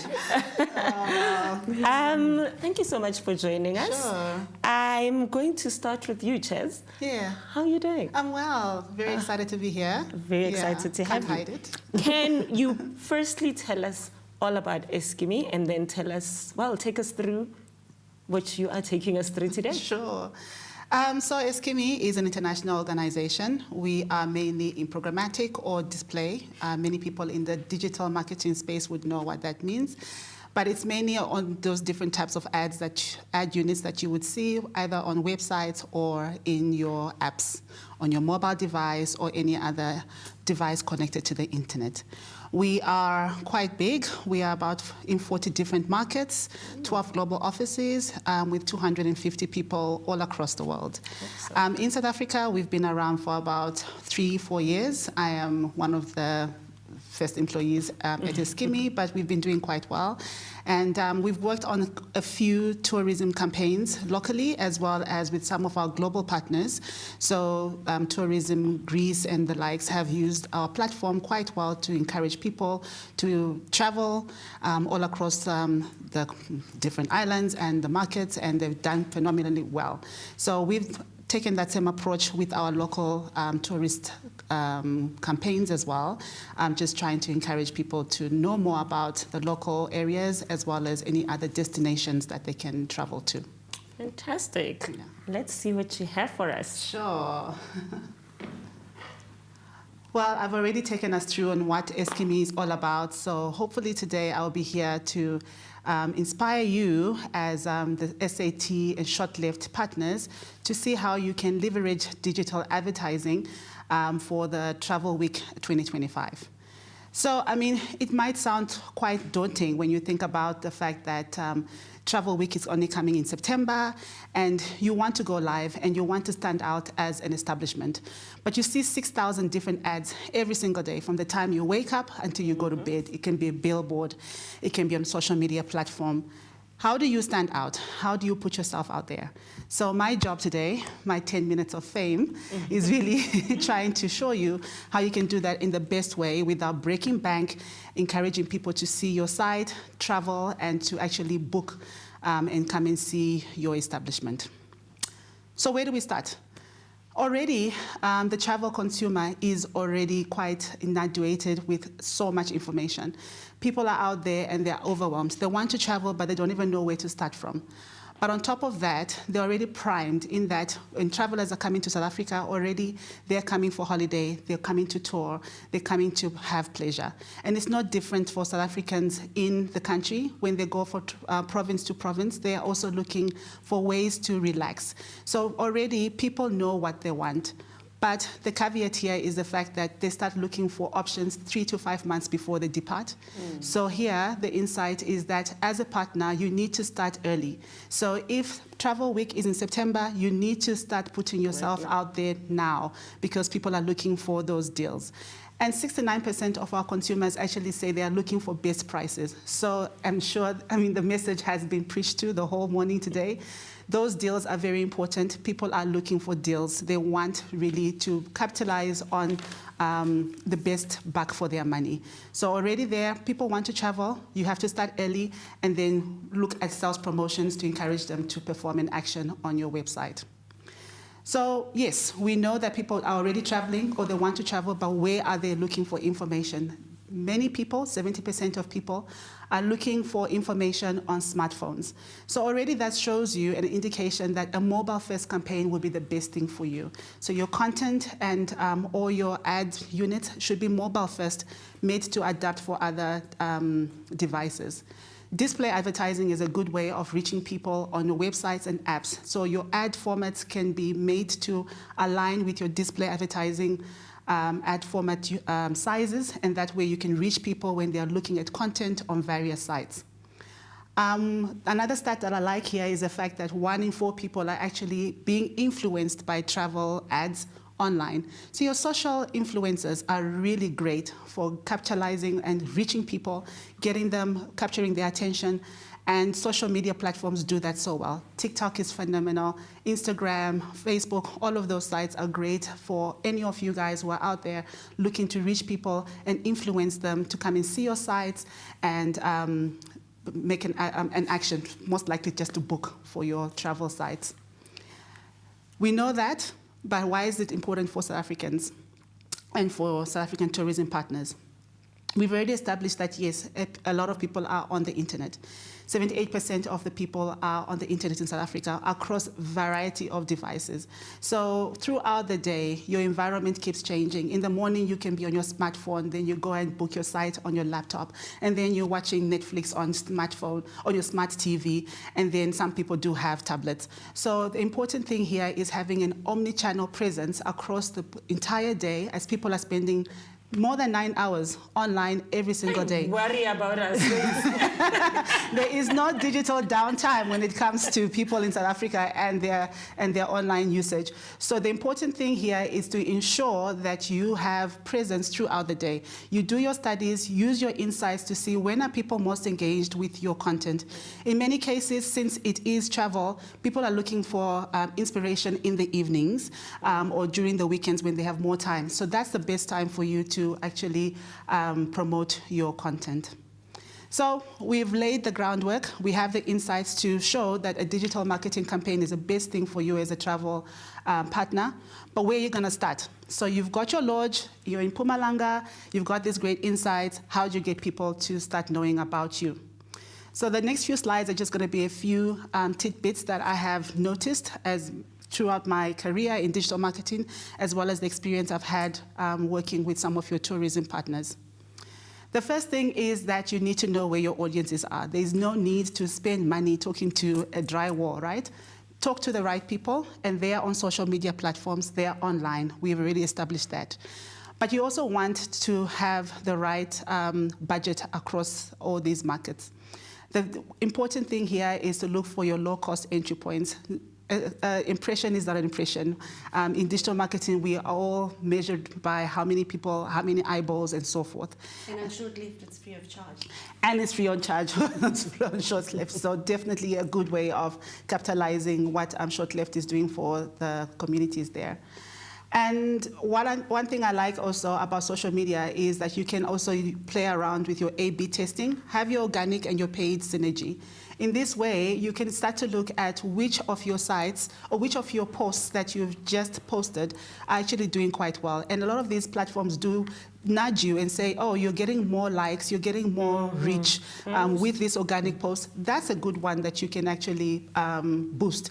And that way you create organic and a paid synergy, and you can spend money wisely in that way. People do like instructions. I mean, we all don't want our mothers telling us what to do. But when it comes to digital marketing, having a key message is key. That call to action, a lot of ads come through and you're saying, what am I supposed to do with this? I don't know. But if you have a lovely call to action, a clear one, short few words, learn more does a lot. People will click on that, they'll get to your website, they'll go to Sho't Left, and they know exactly what they're supposed to do. There's no ambiguity. It also cuts off your bounce rate, so people will not get onto the website and then jump off quickly. That just damages all your analytics there. So having a clear message already tells people what they're supposed to do regarding your post. Lastly, when getting started is you setting up your campaign for reach. So a lot of times you're wondering, what objective am I going to use? Reach, you want people. You want to talk to people. A good rule of thumb in digital marketing is to have at least 30 to 50% of your target audience. That also kind of gives you an indication of what type of budgets, daily budgets and lifetime budgets you're supposed to use for your campaign. So starting out with your reach and having your target audience will give you a good indication of how many people you're going to reach with your campaign and how much budget you can put across for that particular campaign. So an interesting point is that 50% reach, but you can't talk to everybody in South Africa. So how do we start? The first thing is the creatives. Your creatives have to tell a story. A lot of times people put all sorts of creatives online, and it doesn't tell a story. And I know there is an attention deficit. People are goldfish. 5 seconds is enough. I don't want to see any more. Yeah. So in 5 seconds, you have to capture my attention, tell your story, make me move, right? Make me book. So creatives really do push the boundaries. They will make you profitable. And because we're talking about all these different channels, you have to learn which creative works on which platform.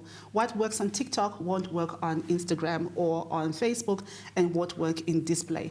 So get to know the different nuances. TikTok loves authentic influencer content, whereas Facebook likes carousels and images. Learn about that. Display marketing loves banners. You already showed us some of the banners that you're going to be using for your campaigns. Great banners. They work very well in display advertising. But one thing we've also had at Eskimi is our rich media builder. With this, you can have just one banner or two banners, and it will have 20 different pre-designed templates. Here, you can avoid ad fatigue.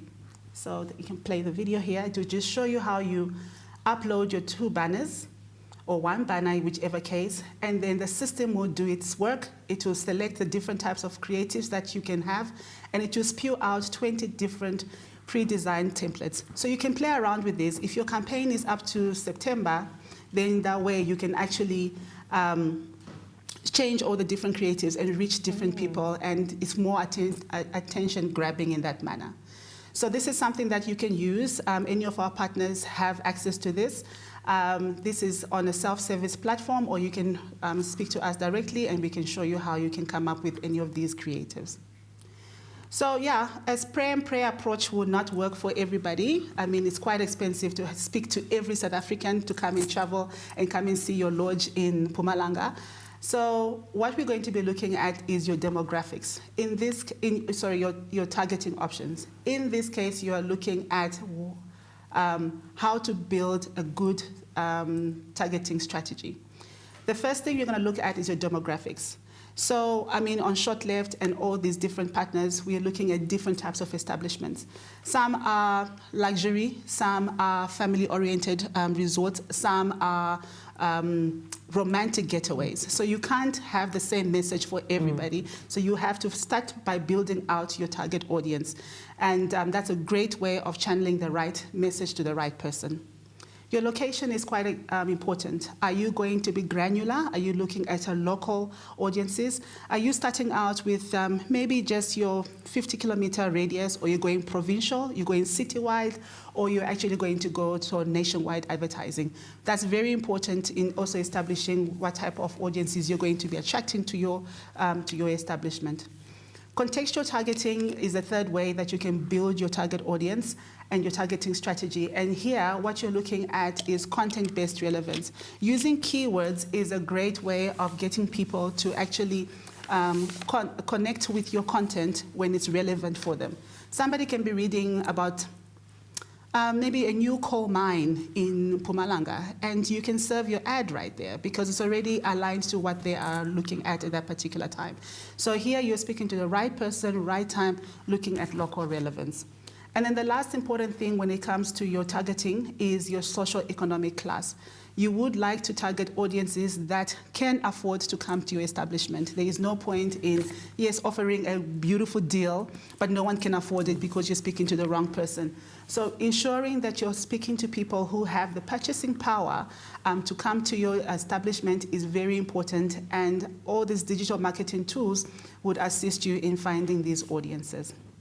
So I hope all these different little tidbits can help you as a partner to find out how you can go live and be more visible from now until September, into December, into next year, into finding out how you can get more people to see your establishment and come visit and see more about South Africa. So a little bit of recap: you really want to speak to the right person at the right time on the right channel. Have an omni-channel presence. Do not just stick to one thing. Go broad or go narrow, depending on what your targeting audience is. And then lastly, work on your creatives. Speak to the right people using the storytelling methods and images and assets that will encourage and drive brand visibility. I hope that helps. Yes, I think it does. Absolutely helps. And I think it helps not just us, as, you know, the Sho't Left team, but everybody out there, especially because you brought the simplicity to it. You know, we have quite a lot of people who are starting out. I mean, we saw with the questions that they asked us that I'm just starting out. At this juncture, I do not even know what an SEO is.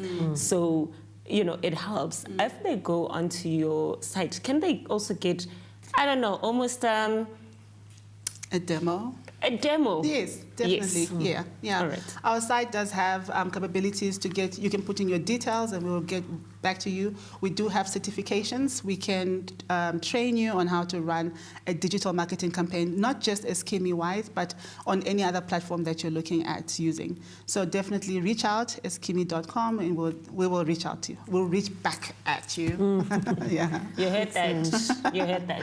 Yeah, I mean, it's excellent because a lot of the partners on our platform, they use Sho't Left as their only means of marketing because they can't afford more. But those that have already now developed utilizing our platform can extend to start doing more. Yes. Because, you know, it's all a learning curve. There's lots out there. I mean, today alone, gosh, we're all learning something. And I think also there's a misconception that if you are boosting something on social media, it's going to cost you millions. It doesn't have to. Once you apply the correct targeting, you can reach the right people. And the good thing about these tools is that it will tell you and create even lookalike audiences of people that have engaged with your posts in the past and then boost those particular ones. So it's not a spray and pray approach at all. And it does not break the balance at all. You do not have to have millions. Even very small businesses use these social media platforms and any other digital marketing platforms to reach audiences all across the world. Excellent. Excellent. Thank you so much, Chaz. This was strategy to the nth degree. Thank you so much. Thank you. Talking about strategy and getting to know a lot more. I mean, you're an expert in marketing, Dr. Masito. The brands that you've worked with, you've done fantastic work there. Can you take us through, you know, everything that you are, everything about Canva, and take us through how people can benefit in thoroughly understanding this world that you're so great at. Super. Thank you very much. Greetings, everyone. I think the most important thing is, as mentioned, if you want to create a great, effective campaign, you have to have a great story. And if you want a great story, you need a great creative. But the great creative comes from a great story. Now, a great story comes from a great visual communication. And there are 4 things that people always are looking for. And their eyes 44 times more will go there, more than anywhere else. Visual imagery, amazing photography, and it doesn't have to cost a lot. You can use your phone to do imaging, photography, video. Low-cost video also works. You don't have to have high production video. You can even use your phone as well, as long as it's effective and it's clear. And then the third part is audio. People actually listen a lot more than people realize. And the last bit then, when you've done that, then the last bit is vernacular. Most people forget this, that mother tongue still matters. And that actually when you use someone's mother tongue, you talk to the heart. When you speak to them in second language, you speak to their head. So those are the 4 key things that you need to remember, that what really Canva is. So I'll show you a few things about who Canva is and how you can use Canva to grow your business. So Canva, most people actually in South Africa now, especially businesses and education schools, universities, primary schools, high schools use Canva. These are the Canva owners, and they are based in Australia, for those who don't know. And the next slide, what I will show you then is some elements about Canva and how you can use Canva to tell great stories, to tell visually impactful stories, and to grow your business and to grow your audience as well. The next one. So Canva really is about empowering the world to design, because the reason we want to empower the world to design is that storytelling, at the core of storytelling, is visual communication. And that's what people remember the most, and that's what they recall lies. And by the way, you can use Canva in any device. So if you have a smartphone, basic feature phone, you have a laptop or desktop, you can still use Canva. And other than that, the whole idea then after that is that we have two things that a business needs to do, whether it be Canva or the business that you are in, is that you want to generate the most value and create the most value for the company that you're running. And secondly, you want to do the most good. We believe that the companies that do both tend to grow well in the long run. So you should be asking yourself as a tour operator as well as, how do I create the most value for this business? Because you're not just there as a non-profit, you're there to generate revenue and profit and audience, but at the same time, what is it that you are doing that adds most value to that audience, and you're doing the most good for the continent or the country or the province or the city that you're in. So those two, if you do them well, you tend to grow in the long run. And a little bit about Canva, for those who don't know, it was founded in 2012, launched in 2013, over 5,000 employees now. It's actually a very profitable business with over $2.5 billion revenue at its peak. I mean, if you go in on Canva now, you have over 20 billion plus total designs created. That's like over 280 designs per second. So there's a lot of designs, and it's used by most of the Fortune 500 companies. So if it is used by most of the Fortune 500 companies, it's definitely something that you can also use to grow your business. And actually, it is accessible and available for you to use for your business.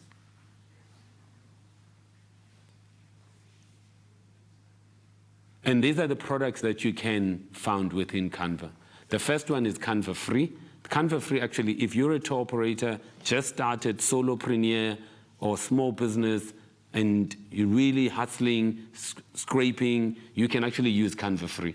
And Canva Free, you don't pay, and it does have features that you can start using within Canva Free. Then the second bit is subscription-based Canva Pro. What Canva Pro has is added features like AI embedded features. All the work that's what you heard about AI, you will find all those embedded AI features. Also, you can do video editing, post editing. You can actually ask it to write a script with you. It can write an ad with you. It can do more co-piloting with you to help you create better stories. And then the other products that as your business is growing, you have 3+, 5+ people employed in this tour operating business, then you can start looking at Canva Enterprise, Canva Teams, where you can start collaborating, sharing with the teams. Then the other products that are available, if you run a non-profit, you can actually use Canva for free. So you don't actually pay if you're a non-profit. You just need to prove that you're a registered non-profit. Then you have campuses, and then Canva for Education. Canva for Education is for basic, primary school, and high school, and that's also free. So for the tour operators, the key product, if you're starting and you're struggling and you need something to get in, use Canva Free. If you are able to pay for Canva Pro, which will have more added features. What do you do when you are on Canva? What you're mostly able to do when you're in Canva, the first one, you can actually create a website on Canva. You don't have to leave Canva. You can actually help you create a website. You don't even need to be a website developer. It will actually prompt you and help you create a website. You can either host it within Canva, or you can host it with another hosting provider. The second thing you can do on Canva is presentations and pitches and pitch presentations. Great visual communication presentations. The third one is it's not just a website, it's also social posts. A lot of people create social posts that they can then use into their social media platforms that you can also do seamlessly. The fourth thing also you can then do is videos, and not just videos, you can also help with the Canva Pro AI features where it will help you create a video for yourself. Then the other bits, either than now you've done your website, you've done the presentations, you're doing social posts, and then the other part is about the brand. You want to have a consistent brand. And within Canva, you can actually host all your brand kit elements from visual identity, and it can also help you create a logo. All the things that you want as a visual identity, you can help host it within Canva, and it will then, when you create a post, it already knows that these are your brand elements, and it will pick up those brand elements and help you create a social post, and help you create, even people who want to create like a template for invoice, receipt, cost estimate, all of that you can do even within Canva. So there's a lot that actually you can do within the platform. Those who love upskilling, continuous learning, which we should all be doing, you can actually go on Canva Design School. And within Canva Design School, you would see a lot of lessons on how to do a social post, how to do a logo, how to do a resume, how to do a post that is tourist-based post for my audience, how to communicate with the audience. So you can see in there, there's a lot of content that you can use that will help you improve on communication and storytelling. So it really takes you from beginner all the way, whichever level. At. And it also has certification as well for those who love to also have a certificate at the end of the lesson, from beginner all the way to professional. And actually you can become an amazing graphic designer, self-taught. Yes, you don't actually have to always go to school. Yeah. The only thing you need is hunger for learning. And it saves. It will save you a lot of money and cost. And some of the tour operators, I'll even say to them, if you have kids and they love technology and they anyway easy technology, just use them to go into Canva design and become your chief design officer and give them a nice title. And they will become your chief creative officer. At least they'll use that 9 hours, 37 minutes properly. And they're now helping grow a business. Exactly. And they can put it on their CV as well as something they've done in real life.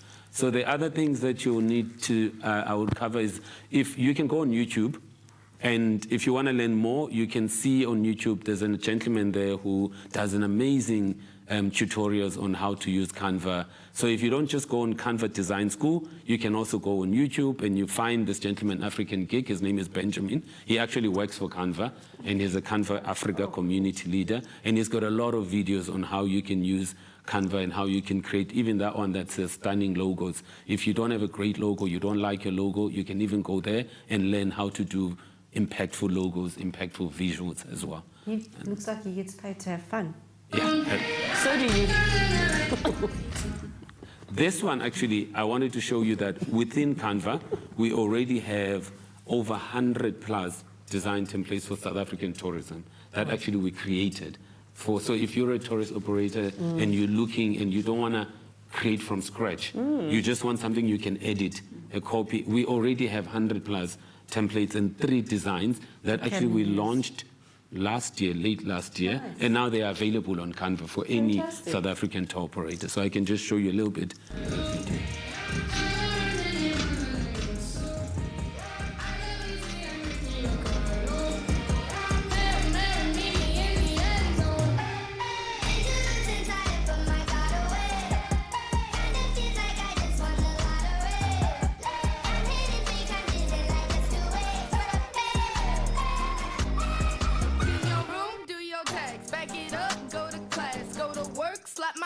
Wash your dishes, do your math, make it tick, make it talk, make it big, let it rock. Like them geese, I got a flock, cluckety cluck. I saw a lot of money, so I got a lot of money. Now I spend a lot of money and I spend it on a what? Mercedes for my ladies in the flight to see my baby. Got an issue calling Jay-Z and I put it on the clock. I think I'm gonna rent a Monte Carlo. Drive around the neighborhood like real slow. I love Lucy and Ricky Ricardo. Hail Mary, meet me in the end zone. As you can see, like, I mean, if you're a tour operator now, we've actually done half of the work for you, and all you need to do is just change. And it's not just tour operators, we've got everyone. Everyone, yeah. We've Anyone got who experiences. Just, I see some food-related stuff. There's stuff there for everyone. Yeah, for any, actually from any category that you're in, you are able to go in there. And then the last thing I wanted to show you was, how do you create a brand kit? And when you have that brand kit, and how then do you use it for social post? So the video that we'll play here just shows you a little bit about how you create a brand kit as a focusing on effective communication and having effective visuals as well.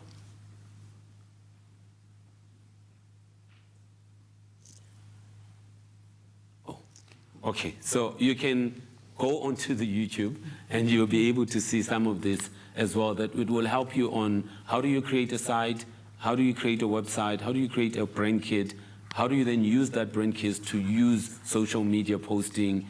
All of that you can do within Canva. I would leave some of these links as well, and you will have access to all of them. And hopefully with all of this, I think we should all use the power of technology to grow South African tourism, to grow our businesses and tell amazing stories about South Africa. We've got a lot of stories we can tell. All we now need is to use platforms that do that well.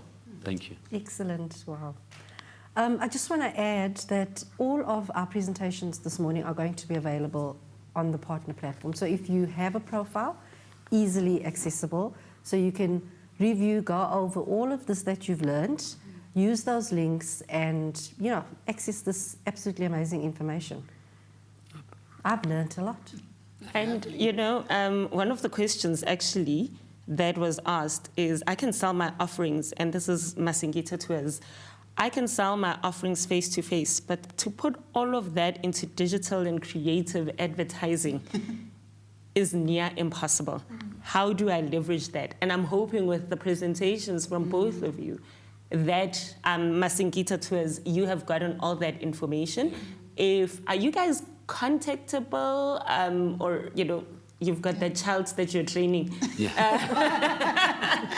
that someone can call in order for to assist some of our partners? But you've already given us your website, and they seem self-explanatory. So I hope, Masingita, you will be able to access them. If not, as I said, contact us on shotleft@southafrica.net, and we will see how we assist you to get through to our esteemed guests, and they can guide you to not child labor, but make life easy. Teenage labor.